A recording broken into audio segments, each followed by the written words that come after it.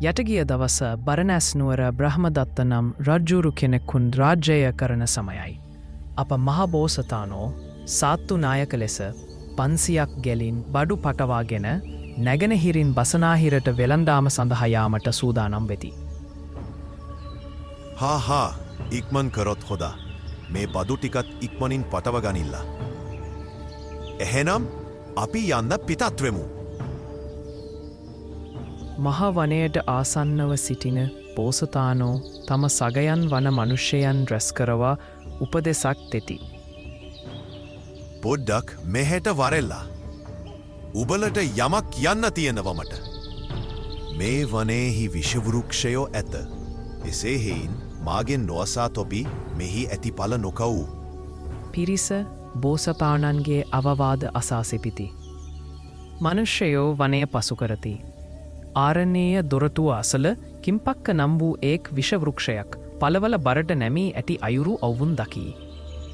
වෘක්ෂයේ කන්ද, අතු, පත්‍ර සහ පලවල ස්වරූපය, වර්ණය, ගන්ධය හා රසය අම්බ හා සමාන් වේ.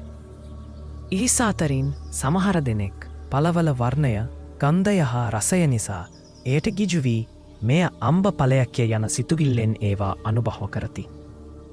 බලව් මේ ගස! අම්බ වගේ නේද? වර්ණයත් සුවන්දත් හරියට අම්බම තමා. අවත් සමහර දෙනෙක් සාත්තු නායකයාගෙන් වුමසා කමු යැයි සිතා පල අතින් අල්ලාගෙන සිටිති.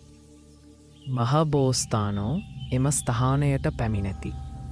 මේ මොනවද මේ? මා කියපු දේ අමතක කලාද ඒතිකට? අල්ලාගෙන සිටි පල බිමට දමවා යම් කිසිවෙක් කමින් සිටියේ නම් ඔවුන්ට වමනය කරවා බෙහෙත් ලබා දෙති. ඉක්මනත වමනය කරම්. මේවා විෂයි. එම මනුෂ්‍යයන්ගෙන් සමහර දෙනෙක් නිරෝගී වූහා. පළමුව අනුභව කොට සිටියා වූ මනුෂ්‍යයෝ ජීවිතක්ෂයත පැමිණ සිටිති.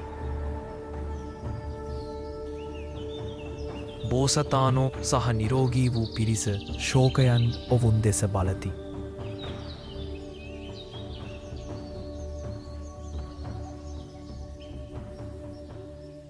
බෝධිසත්වයෝ සහ ඉතිරි පිරිස පසුව තමන් වෙළඳාම් කරන තැනට ගොස් වෙළඳාම් කිරීමෙන් ලාභ උපයාගෙන නැවත තමන් බිසූ ස්ථානයට පැමිණෙති.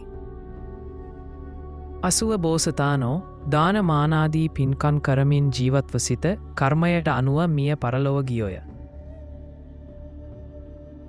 මහණෙනි, යම් සත්වයෙකු තමන්ගේ කෙලෙස් නොදෑන දෝෂ නොහැඟී පංචකාමයන් භුක්ති විඳින්නේ නම් එම සත්වයා කිම්පක්ක නම් විෂ පලයක් අනුභව කළාමෙන්නි.